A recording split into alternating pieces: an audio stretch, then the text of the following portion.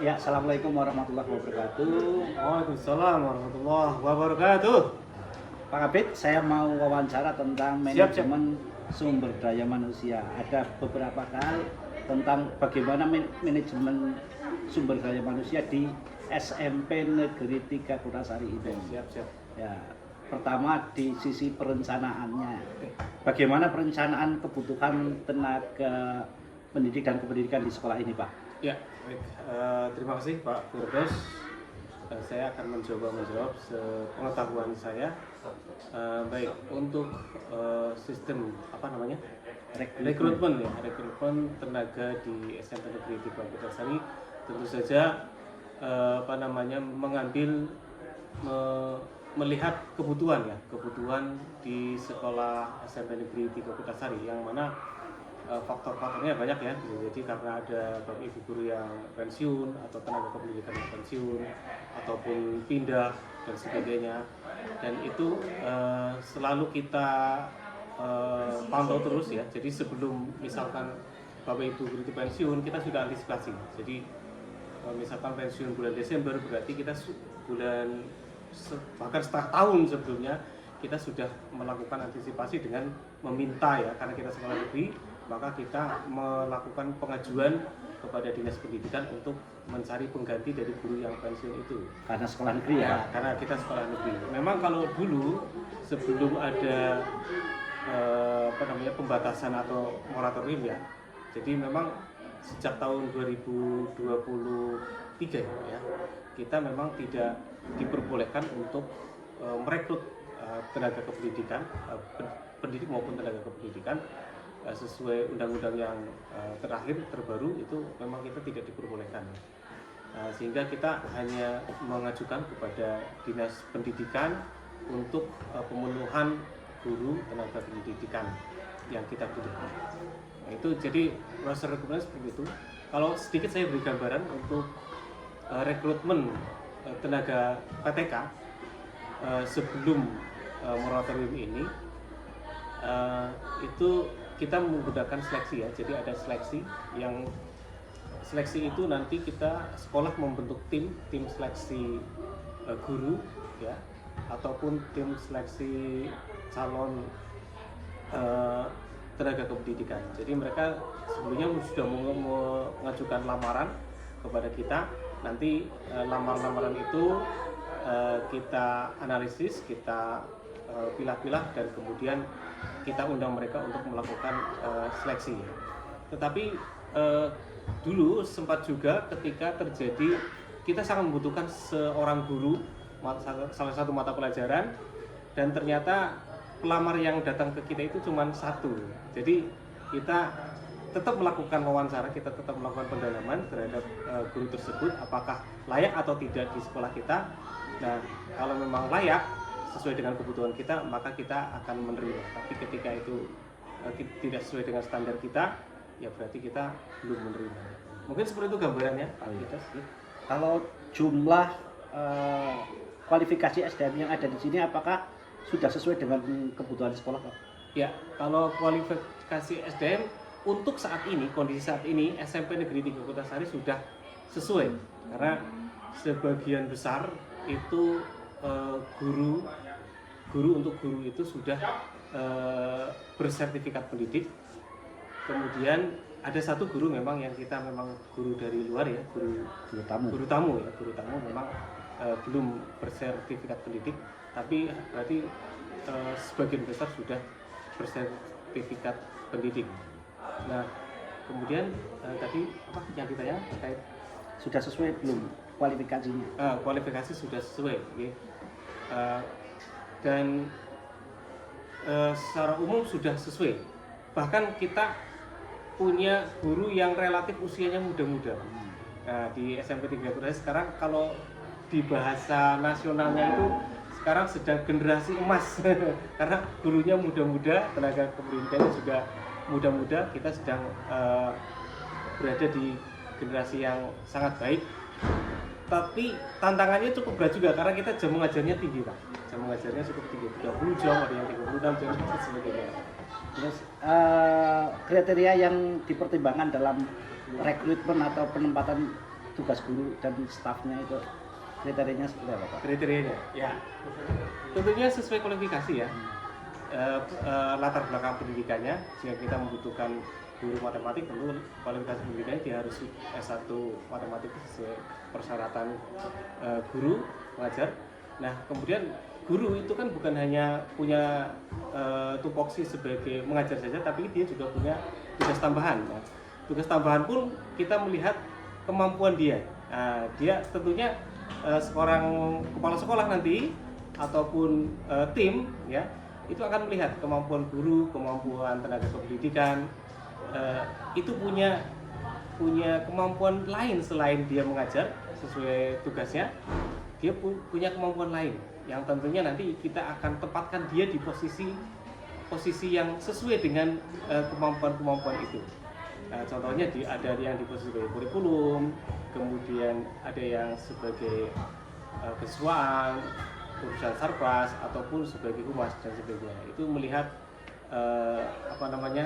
bisa jadi minat, bakat atau guru tentunya tidak hanya bisa mengajar saja. Guru punya hal yang lain yang bisa kita eksplor, yang kita bisa manfaatkan, yang kita bisa gunakan untuk agar sekolah ini memiliki kinerja yang baik. Nah, sekarang kalau sudah rekrutmen, sekarang tinggal pengembangan kompetensinya. Dari sisi pengembangan kompetensi sekolah ada program nggak Pak? Ya. Program pengembangan kompetensi. Oke. Di sini apa saja itu? Untuk program kompetensi, saya kira untuk meningkatkan kompetensi guru, ya, apalagi sekarang banyak sekali perkembangan teknologi yang kemudian arahnya itu adalah pengembangan kurikulum ya. Kurikulum itu semakin terus berkembang begitu cepat ya.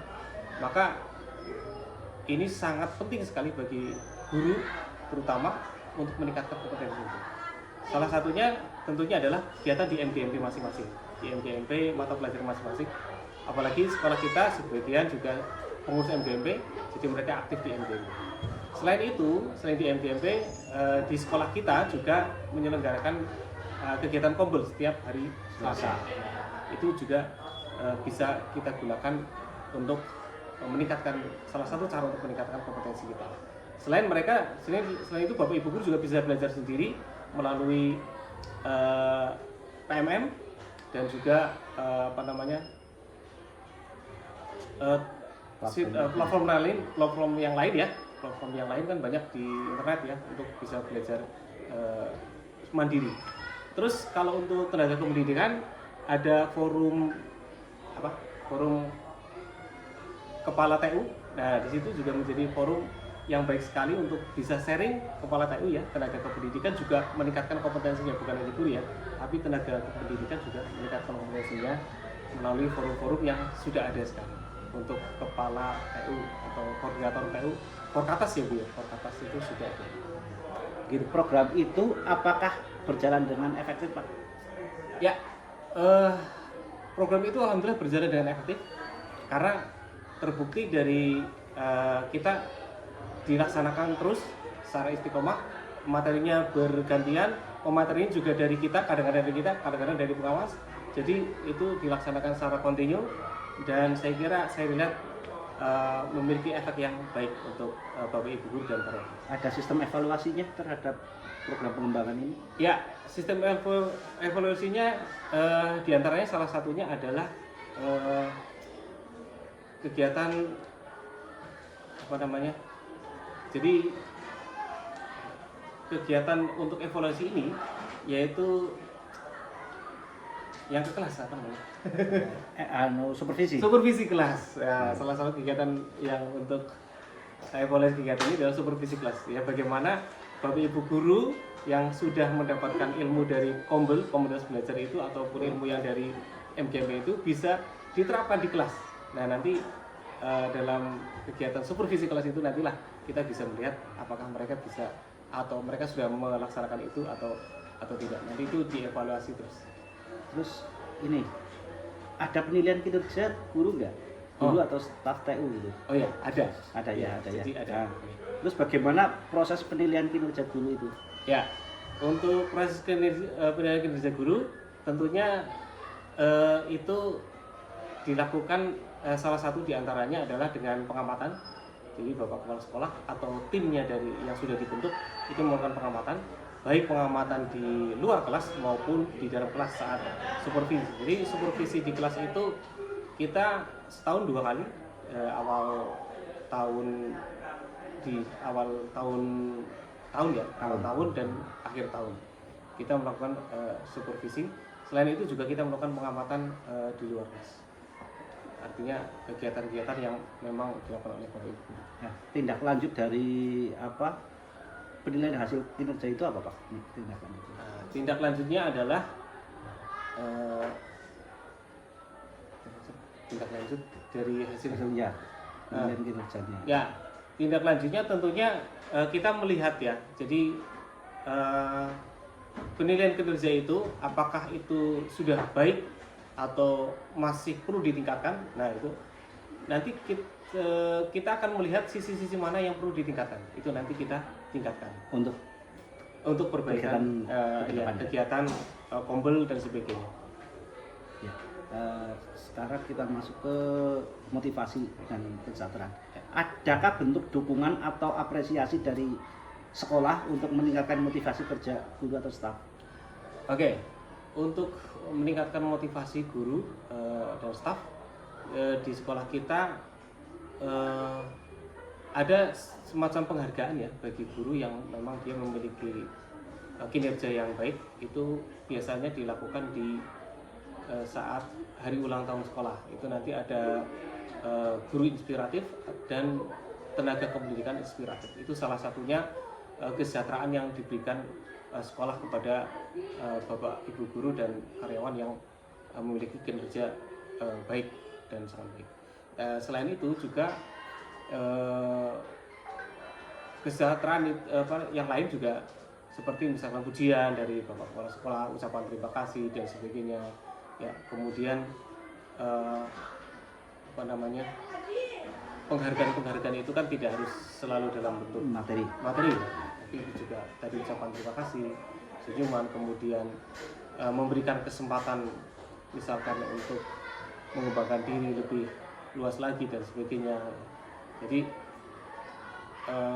itu penghargaannya, dan alhamdulillah kalau di sekolah kita itu sudah suasana itu sudah terbangun ya, karena kita saling menguatkan. Jadi bukan hanya Bapak Ibu guru yang kepala sekolah saja yang memberikan pujian ataupun memberikan semangat ya, tapi Bapak Ibu guru, antar Bapak Ibu guru juga saling memberikan semangat. Berarti itu komunikasi antar guru sudah terjalin ya. Kalau komunikasi dengan pimpinan bagaimana? Ya, komunikasi dengan pimpinan alhamdulillah kita itu sangat sering koordinasi ya dengan pimpinan.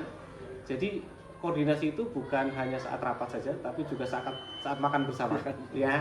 Karena kita punya ruang inspiratif. Jadi ruang inspiratif sebenarnya ruang makan sebetulnya. Tapi itu ruang yang sangat inspiratif itu. Jadi kita itu makan bersama sambil ngomongin sekolahan, gitu. Sambil ngomongin apa yang bisa kita lakukan untuk sekolah. Itu luar biasa sekali. Itu Bapak Kepala Sekolah, Bapak Ibu guru semuanya, bahkan karyawan kumpul makan bersama sambil membicarakan tentang sekolah. Nah, untuk budaya kerja di sini bagaimana? Suasana kerjanya bagaimana ya, menurut jenengan? Oh ya, suasana kerja di sini ya menurut saya sangat baik ya, sangat luar biasa.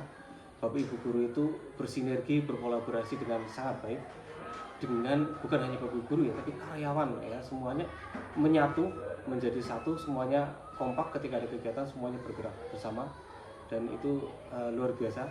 Ya seperti yang tadi saya sampaikan bahwa kita itu alhamdulillah pas kita punya generasi yang muda-muda semua, masih energik semua, masih sehat-sehat semua, masih semangat, sehingga ketika digerakkan itu akan sangat baik ya. Dan alhamdulillah hubungan kita antara guru, karyawan, baik yang sudah PNS, P3K, honorer, semuanya hubungannya sangat baik. Tidak ada yang merasa lebih baik atau bagaimana.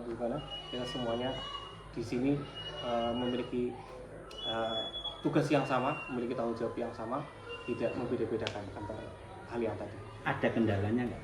Nah, kendalanya ya, baik. Untuk kendala untuk kendala yang utama adalah bahwa beban kerja kita itu tinggi. Iya. 30. Seperti Pak Idos, saya juga itu Jenengan berapa? saya 30. 30. 30. Saya Tapi kan 36. ini 36. Bagi ibu guru yang lain juga ada Pak 37. 37 itu banyak sekali. Itu kalau sejujurnya kalau misalkan kita hanya mengajar saja itu sudah, kalau kita ya menggunakan melaksanakan pembelajaran dengan melakukan persiapan merencanakan pembelajaran, kemudian melakukan pembelajaran, melakukan evaluasi, ya, analisis dan sebagainya. Udah kita kurang waktu ya. Itu kurang waktu. 36 jam itu sudah habis waktunya. Belum lagi kita ditambah tugas tambahan yang banyak sekali. Jadi Ya. kendalanya di situ. Solusinya untuk mengatasi itu apa, Pak? Solusinya ya paling kita prioritas ya. Jadi ya ketika kita memang harus melaksanakan tugas tambahan, ya berarti kita ya prioritas, karena itu memang sangat penting ya kita mendahulukan yang prioritas lah, kita prioritas dulu. Prioritas yang memang mendesak ya harus kita kerjakan. Oke, terima kasih atas wawancara. Sama-sama. Assalamualaikum Waalaikumsalam. warahmatullahi wabarakatuh. Ya demikian wawancara dengan Pak Iqdal Rijal Abid, salah satu wakil kepala di sini. Terima kasih.